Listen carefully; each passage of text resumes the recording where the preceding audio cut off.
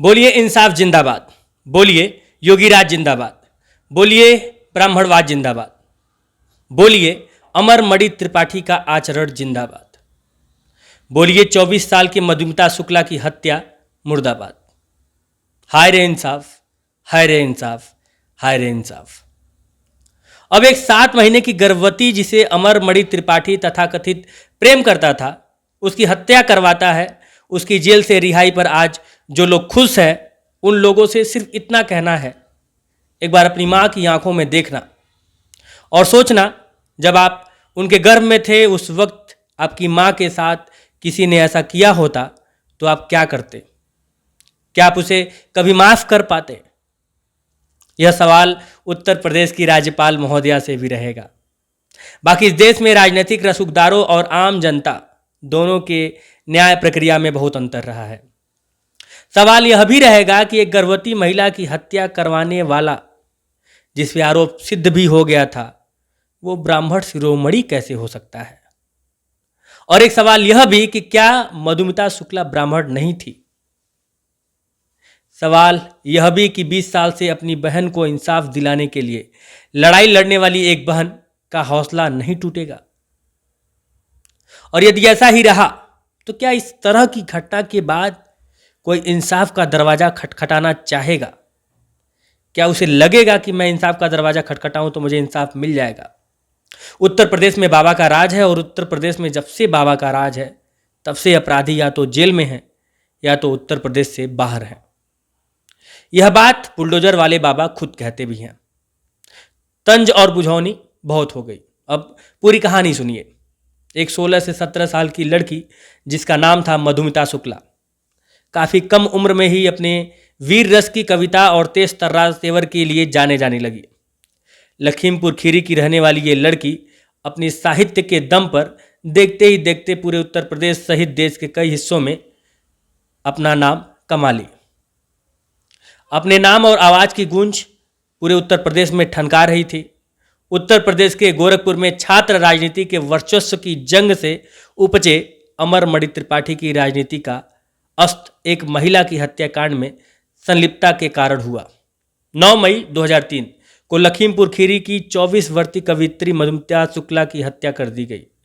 मधुमिता के लखनऊ के paper mill colony स्थित घर में उस दिन 2 बंदूकधारी घुसे थे। दोनों ने मधुमिता को गोली मारकर हत्या कर दी थी। हत्याकांड की गूंज पूरे उत्तर प्रदेश में फैली। मुलायम सिंह यादव सरकार में मंत्री अमर मणि त्रिपाठी पर शक की सुई चली गई, लेकिन एक मंत्री पर कोई हाथ डालने को तैयार नहीं था। केंद्र में चल रही अटल बिहारी वाजपेयी सरकार की भी इस घटना पर नजर थी। दरअसल इस घटना से 2 साल पहले बस्ती के एक कारोबारी के 15 वर्षीय बेटे के अपहरण के केस में अमर मणि का नाम आया था। राहुल नामक बच्चे का अपहरण कर अमर मणि के बंगले में रखा गया था। मामला सामने आने के बाद तत्कालीन सीएम राजनाथ सिंह ने अमर मणि को मंत्रिमंडल से बाहर का रास्ता दिखा दिया था। इसके बाद भाजपा ने भी उससे किनारा कर लिया। इसके बाद सन 2002 में अमर मणि बसपा और फिर 2003 में सपा तक पहुंचे थे। कवियत्री मधुमिता शुक्ला हत्याकांड ने अमर मणि की राजनीति पर बड़ा दाग लगाया था।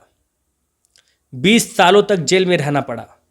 सुप्रीम कोर्ट के आदेश पर राज्यपाल की अनुमति से अमर मणि और उसकी पत्नी मधु मणि की रिहाई का रास्ता साफ हुआ। सुप्रीम कोर्ट में मधुमिता की बहन निधि ने रिहाई के खिलाफ याचिकाएं दायर की थी। इस मामले में सुनवाई के बाद सुप्रीम कोर्ट ने यूपी सरकार को नोटिस जारी किया है। 8 सप्ताह बाद मामले में अगली सुनवाई होगी। ऐसे में अमर मणि की रिहाई का रास्ता साफ हो गया है।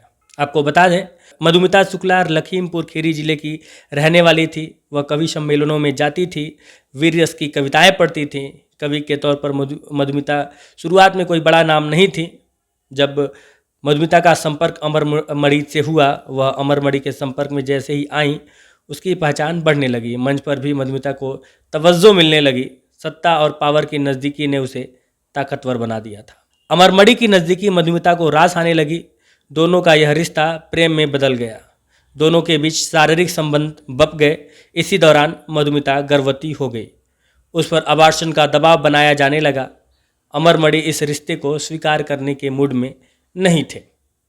वह मधुमिता को किसी भी स्थिति में अबॉर्शन करवाना चाहते थे, लेकिन मधुमिता इस बात के लिए राजी नहीं थी। देखते ही देखते मधुमिता की प्रेगनेंसी 7वें महीने में प्रवेश कर गई।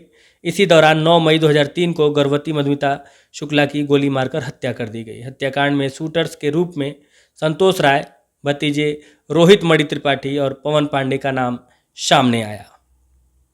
इसके अलावा अमरमणि त्रिपाठी और उसकी पत्नी मधुमणि त्रिपाठी को भी आरोपी बनाया गया। मधुमिता शुक्ला हत्याकांड एक बड़ा राजनीतिक मुद्दा बन गया था। इसे देखते हुए केस सीबीआई को ट्रांसफर कर दिया गया। सीबीआई ने घटना की जांच की गति तेज की। अमरमणि की घटना में संलिप्तता को देखते हुए सितंबर 2003 में उन्हें गिरफ्तार कर लिया गया। सीबीआई ने जांच में पाया कि मधुमिता की हत्या के बाद एक कॉल गोरखपुर में अमरमणि त्रिपाठी की पत्नी मधुमणि को किया गया था। बाद में मधुमणि को भी इस केस में आरोपी बनाया गया। इसके बाद अमरमणि ने जमानत पाने की कोशिश शुरू की। अमरमणि ने केस की जांच के क्रम में डीएनए जांच कराने से मना कर दिया था। अमरमणि और मधुमणि को गोरखपुर जेल में बंद किया गया। हालांकि 2007 के विधानसभा चुनाव में अमरमणि जेल से ही नामांकन दाखिल करते हैं। निर्दलीय उम्मीदवार के तौर पर नौतनवा से करीब 20,000 वोटों से जनता दल के कौशल किशोर को उन्होंने हराया था। उसके बाद मधुमिता के परिजन कांड के शुरुआती दिनों से ही अमरमणि के खिलाफ कड़ी कार्रवाई की मांग कर रहे थे। हालांकि अमरमणि त्रिपाठी ने भी अपने राजनीतिक रसूख का इस्तेमाल शुरुआती दिनों में खूब किया। घटना के समय में यूपी में मायावती सरकार थी। अमरमणि मंत्री थे। सीबीसीआईडी इस मामले की जांच कर रही थी, जिसके ऊपर लगातार अमरमणि को क्लीन चिट दिए जाने का दबाव था। सीबीसीआईडी ने 20 दिनों की जांच के बाद मामला सीबीआई को ट्रांसफर कर दिया। सीबीआई ने महानगर थाने में दर्ज किए गए हत्या के मुकदमे की जांच शुरू की। गवाहों से पूछताछ शुरू की। अमरमणि के रसूख के कारण 2 गवाह अपने बयान से पलट गए। जांच की स्थिति और परिवार के खतरे को देखते हुए मधुमिता की बहन सुप्रीम कोर्ट पहुंच गई। मधुमिता की बहन ने केस लखनऊ की अदालत से दिल्ली या तमिलनाडु शिफ्ट करने की अपील की। सुप्रीम कोर्ट ने सुनवाई के बाद वर्ष 2005 में केस उत्तराखंड ट्रांसफर कर दिया। देहरादून की विशेष कोर्ट में सुनवाई शुरू हुई। विशेष कोर्ट यानी कि फास्ट ट्रैक कोर्ट 24 अक्टूबर 2007 को देहरादून सेशन कोर्ट ने मधुमिता शुक्ला हत्याकांड में फैसला सुनाया। अमरमणि त्रिपाठी, मधुमणि त्रिपाठी और 3 अन्य आरोपी को देहरादून सत्र न्यायालय में उम्र कैद की सजा सुनाई गई। अमरमणि ने सेशन कोर्ट के फैसले को नैनीताल हाई कोर्ट और सुप्रीम कोर्ट में चुनौती दी।